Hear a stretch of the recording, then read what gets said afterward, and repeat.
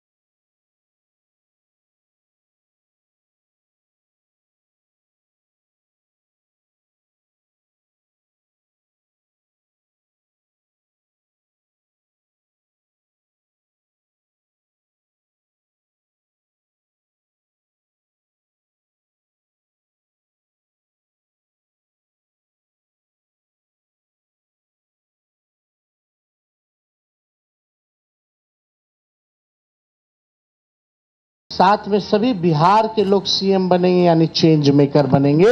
इस सरकार को उखाड़ के फेंकने का काम।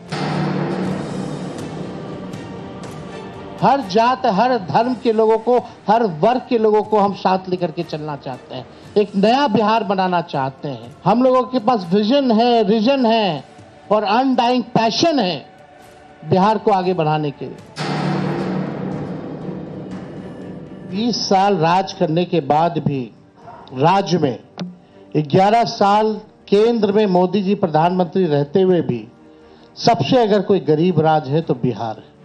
सबसे ज्यादा अगर बेरोजगारी है तो बिहार है। और यहां अपराध चरम सीमा पर है। 70,000 से भी ज्यादा हत्याएं 20 साल में हो गई। ना सुनवाई है, ना कार्रवाई होती। किसी भी व्यक्ति ने अपना agenda, road map, vision, blueprint अगले 5 साल के लिए नहीं रखा। तेजस्वी ने जो कहा उसका इन लोगों ने नकल किया। इन लोगों के पास कोई विजन नहीं। ये लोग किसी भी कीमत पे केवल सत्ता और कुर्सी पर बैठना चाहते हैं। তেজস্বীর লড়াই এবার কঠিন, কারণ অনেক আগে থেকেই ঘর গুছিয়ে ময়দানে নেমেছে এনডিএ। মহিলাদের মন জিততে একের পর এক ঘোষণা করছেন নীতিশ কুমার। অন্যদিকে ভোটের বিহারের জন্য কার্যত কল্পতরু মোদী সরকার। তারপর লালু পুত্রের মাথা ব্যথা দুর্নীতির অভিযোগ। আইআরসিটিসির একটি দুর্নীতি মামলায় বাবা লালু প্রসাদ যাদবের পাশাপাশি অভিযুক্ত তেজস্বীও। সদ্য দিল্লির আদালতে চার্জ গঠন হয়েছে তাদের নামে। বিরোধী মহাজোটের মুখ হিসেবে তেজস্বীর নাম ঘোষণা হতেই সেই দুর্নীতির অভিযোগে শান দিতে নেমে পড়েছে বিজেপি। उनके पिताजी 32.5 साल की सजा प्राप्त कर चुके हैं चारा घोटाले के 4 मामलों में। इनके ऊपर ट्रायल चल रहा है। तेजस्वी यादव 420 के भी एक्यूज्ड हैं। बीजेपी की ए टीम, बी टीम, तरह तरह का अलग अलग संस्था, ईडी, सीबीआई, इनकम टैक्स, पूरा मशीनरी उनका लगा हुआ है। और हम महागठबंधन के रहते हुए किसी माई के लाल में दम नहीं जो हमारे देश के संविधान को खत्म कर सके। আক্রমণের মুখে পাল্টা বিহারে এনডিএ সরকারের বিরুদ্ধেও দুর্নীতির অভিযোগ তুলেছেন তেজস্বী।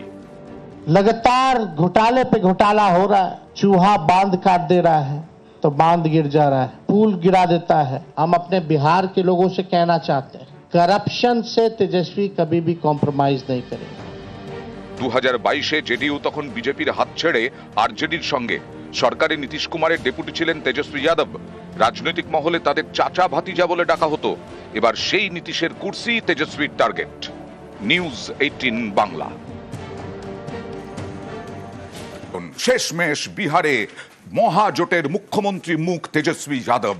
রাহুল গান্ধীর চাপেই, অন্তত কংগ্রেস চাপে পড়েই মানল তেজস্বী যাদবের নাম জোট শরিক সমীকরণে।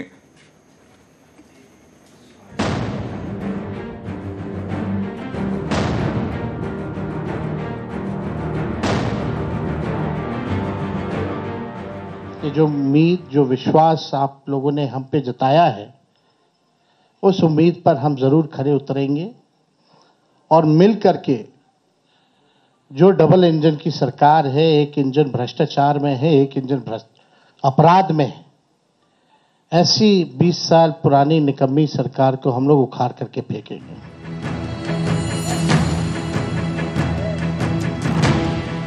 দীর্ঘ টানাপোড়েনে ইতি, শেষ পর্যন্ত জট কাটল বিহারের বিরোধী মহাজোটে। আরজেডি নেতা তেজস্বী যাদবকে মহাজোটের মুখ তথা মুখ্যমন্ত্রী পদপ্রার্থী হিসেবে মেনে নিলেন রাহুল গান্ধী। বৃহস্পতিবার পাটনায় সাংবাদিক বৈঠক করলেন মহাজোটের নেতারা। আনুষ্ঠানিকভাবে তেজস্বীর নাম ঘোষণা করলেন প্রবীণ কংগ্রেস নেতা अशोक गहलोत। खड़गे साहब, राहुल गांधी जी और तमाम जो साथी बैठे हमारे, इन सब की राय लेकर के हम लोगों ने तय किया है इस चुनाव में अगले मुख्यमंत्री के चेहरे के रूप में तेजस्वी यादव जी को हम लोग सपोर्ट करते हैं। বিহারের ক্ষমতা দখলে রাখতে সর্বশক্তি নিয়ে ঝাঁপিয়েছে এনডিএ। নীতিশ কুমার বিজেপির জোটকে টেক্কা দিতে এবার ভোট ঘোষণার অনেক আগে থেকেই এক জোট হয়ে ময়দানে নামেন রাহুল গান্ধী এবং তেজস্বী যাদব। একাধিক জেলা জুড়ে চলে ভোটার অধিকার যাত্রা, কিন্তু আসন সমঝোতা শুরু হতেই মত পার্থক্য তৈরি হতে শুরু করে। শুরু থেকেই আরজেডি দাবি করে বিরোধী জোটের মুখ হিসেবে তেজস্বী যাদবের নাম ঘোষণা করতে হবে।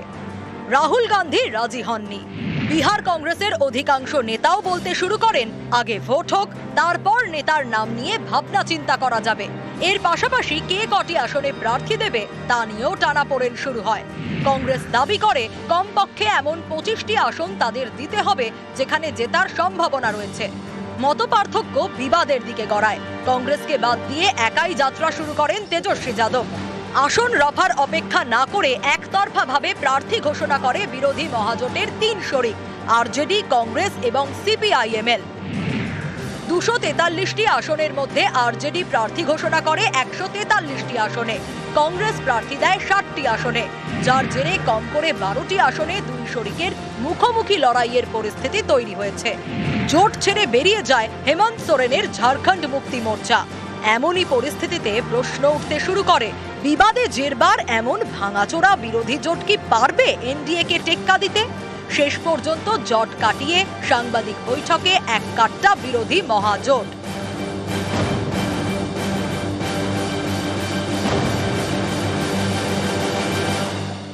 ये जो उम्मीद, जो विश्वास आप लोगों ने हम पे जताया है, उस उम्मीद पर हम जरूर खरे उतरेंगे और मिल करके जो डबल इंजन की सरकार है, एक इंजन भ्रष्टाचार में है, एक इंजन अपराध में है, ऐसी 20 साल पुरानी निकम्मी सरकार को हम लोग उखाड़ करके फेंकेंगे। आज हम लोग देख रहे थे कि उस प्रेस से राहुल गांधी की तस्वीर गायब थी। क्या हो गया? हर पार्टियों के निशान जरूर थे, लेकिन राहुल गांधी की तस्वीर नहीं थी। ये कौन सा गठबंधन है कि 243 सीट है और 255 सीट पर चुनाव लड़ रहा है, और गौरव बोराम एक सीट है, वहां पर सीएम और होने वाले डिप्टी सीएम दावा करने वाले दोनों लड़ रहे हैं। लचर गठबंधन है। গত বিধানসভা ভোটের আগেও আসন সমঝোতা নিয়ে বিবাদ বেঁধেছিল আরজেডি এবং কংগ্রেসের মধ্যে। শেষ পর্যন্ত কংগ্রেসের চাপে 70টি আসন ছেড়ে দিয়েছিল আরজেডি। ফল বেরোনোর পর দেখা যায় 70 আসনে লড়ে মাত্র 19টিতে জেতে কংগ্রেস। ভোটের পর লালু প্রসাদ যাদব বলেন, কংগ্রেস যদি জেদ না করে আরজেডিকে আরো কিছু আসন ছেড়ে দিত তাহলে বিহারে বিরোধীদের জোটই সরকার তৈরি করত। এবার অবশ্য নরম হয়েছে কংগ্রেস। বিরোধী মহাজোটের মুখ হিসেবে তেজস্বী যাদবকে মেনে নিয়েছেন রাহুল গান্ধী। গতবারের তুলনায় 10টি কম আসনে লড়তে রাজি হয়েছে। 60টি আসনে প্রার্থী দিয়েছে কংগ্রেস। উপমুখ্যমন্ত্রী পদও তারা ছেড়ে দিয়েছে জোট শরিক বিকাশশীল ইনসান পার্টির মুকেশ সাহানিকে। নিউজ 18।